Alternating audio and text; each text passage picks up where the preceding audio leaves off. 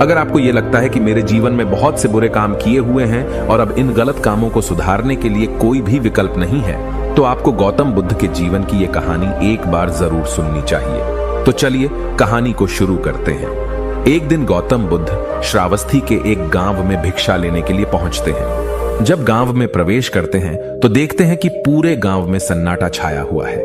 दूर दूर तक कोई भी व्यक्ति नजर नहीं आता।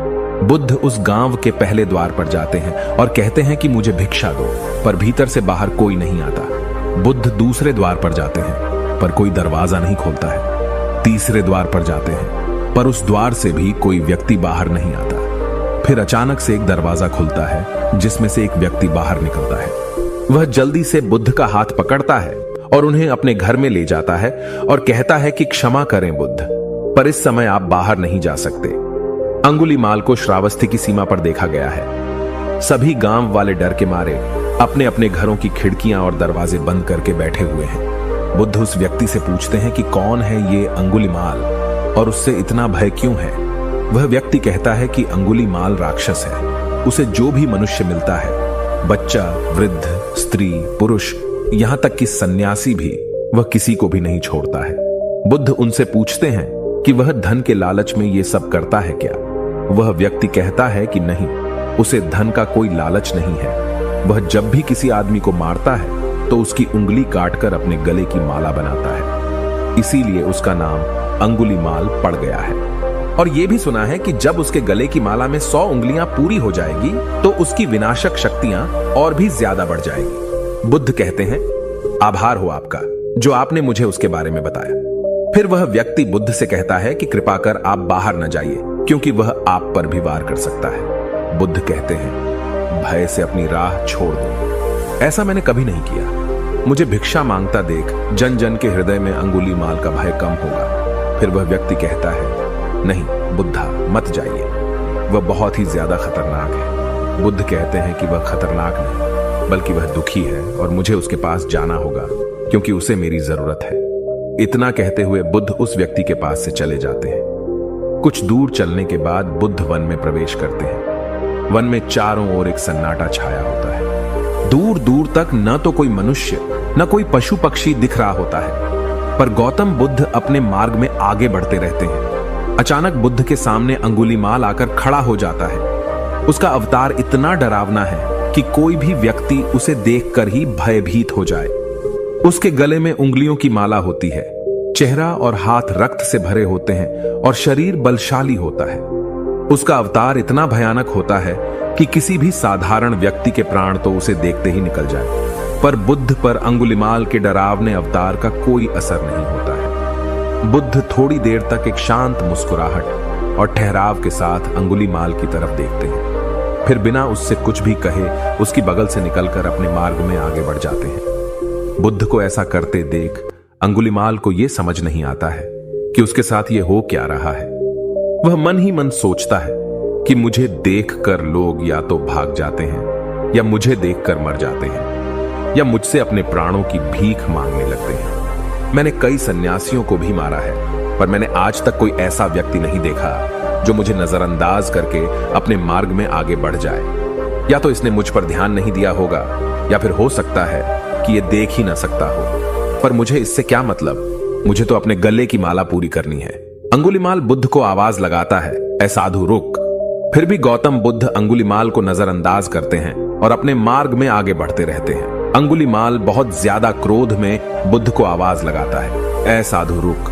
फिर भी गौतम बुद्ध अंगुलीमाल को नजरअंदाज करते हैं और अपने मार्ग में आगे बढ़ते हैं। अंगुलीमाल तीसरी बार ज्यादा क्रोध में होकर आवाज लगाता है, साधु रुक। बुद्ध रुकते हैं। अंगुलीमाल बुद्ध के पास जाता है और कहता है कि मेरे आदेश देने के बाद भी तू रुका क्यों नहीं। फिर बुद्ध कहते हैं, मैं तो बहुत पहले ही रुक चुका हूं, तुम ही चलते जा रहे हो।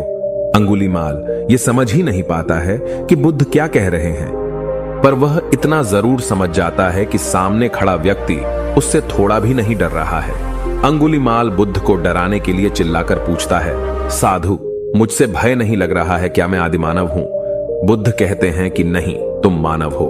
बुद्ध की यह बात अंगुलीमाल के मन पर लगती है।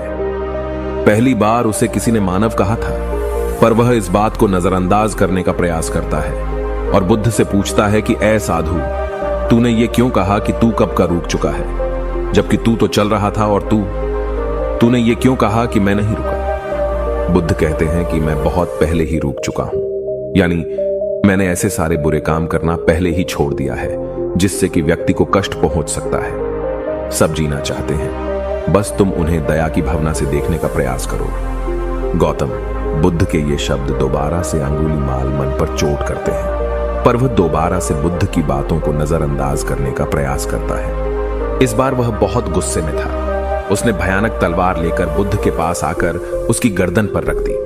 उसका मतलब था कि वह पहले जैसे लोगों की हत्या करने का इरादा कर रहा है। उसने बुद्ध से जोर से चिल्लाकर कहा, मानव में कोई प्रेम नहीं है, न कोई दया है, सब छल और धोखा है। मैं सबको मार डालूंगा और किसी को बचने नहीं दूंगा।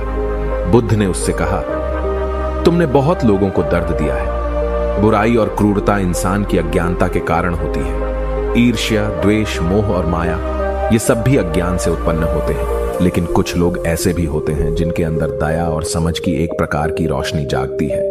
अंगुलीमाल, अगर इस जीवन में तुम क्रूर और निर्दयी हो तो दयालु भी हो सकते हो। तुम्हें अपनी आंखों से उस अंधकार की पर्दा हटाना होगा जिसने तुम्हें केवल बुराई ही दिखाई। तीसरी बार जब बुद्ध के शब्दों ने उसके दिल तक पहुंचे, अंगुलीमाल ने खुद पर काबू पाया। उसे समझ में नहीं आया कि पहले क्यों वह इतना अशक्त महसूस कर रहा था। वह कोशिश करता है कि वह गुस्सा करे, पर वह नहीं कर पाता। वह बड़ी हिम्मत से अपने क्रोध को दिखाकर बुद्ध के सामने आता है। वह कहता है, तुम और अन्य लोग मेरी तरह नहीं हो।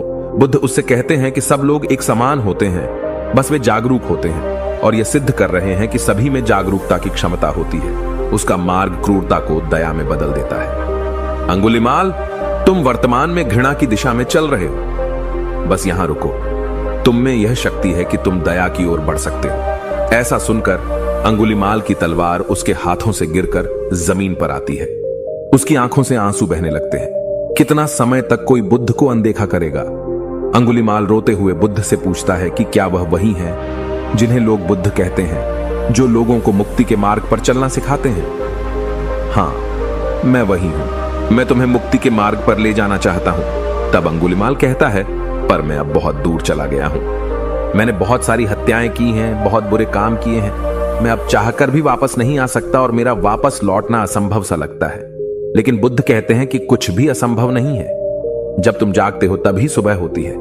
अंगुलीमाल कहता है, मैं अब फिर से अच्छे काम करने का मार्ग नहीं चुन सकता। बहुत वक्त बीत चुका है। बुद्ध कहते हैं, तुम में वो समझ है कि जो तुमने अब तक किया वो गलत था। इसका मतलब है कि तुम जानते हो कि क्या अच्छा और क्या बुरा है। जब से तुमने अच्छे काम करना शुरू किया है, तब से तुम्हारा नया जीवन शुरू हो गया है। फिर अंगुलीमाल कहता है, मैं चाहे जितने भी अच्छे काम कर लूं, लोग मुझे वैसे ही देखेंगे और मेरी बदली हुई दिशा की वजह से मुझे शांति नहीं मिलेगी। बुद्ध कहते हैं कि अंगुलीमाल, अगर तुमने हिंसा के रास्ते को त्याग दिया तो मैं तुझे सही दिशा में ले जाऊंगा, तुझे रक्षा करूंगा और तुझे लोगों की आलोचना से बचाऊंगा। तू बस पहला कदम उठा। अंगुलीमाल पूछता है, क्या ऐसा हो सकता है? बुद्ध कहते हैं, बिल्कुल हो सकता है। उसी दिन से अंगुलीमाल बुद्ध के चरणों में गिरकर बिना खड़े होते हुए कहता है कि मैं आपके शिष्य बनना चाहता हूं। बुद्ध कहते हैं कि मैं शिष्य नहीं बनाता, व्यक्ति खुद ही मेरे संग से जुड़ जाता है। तब अंगुलीमाल बुद्ध के भिक्षु बन जाता है। यह कहानी आपको कैसी लगी हमें कमेंट बॉक्स में कमेंट करके जरूर बताएं और चैनल को सब्सक्राइब जरूर करें। नमो बुद्धाय।